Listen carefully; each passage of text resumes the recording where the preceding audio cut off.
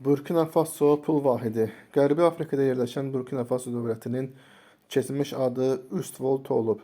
1984-cü ildən bu yana Burkina Faso adını daşıyır. Burkina Faso sədaqətli millət deməkdir. Burkina sədaqətli, Faso millət.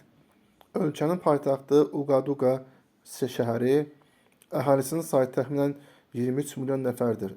Ərazisi 274 min kvadrat kilometrdir. Ölkənin rəsmi dili fransızcadır.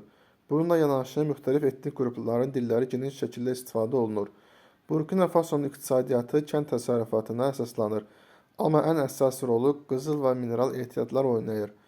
Burkina Faso ən böyük qızıl istehsalçılarından biridir. Pul vahidi KFA frankıdır. KFA frankı, yəni Afrika Maliyyə Birliyi ölkələrində istifadə edilən valyuta. 1945-ci ildən fransız koloniyalarında tətbiq edilir.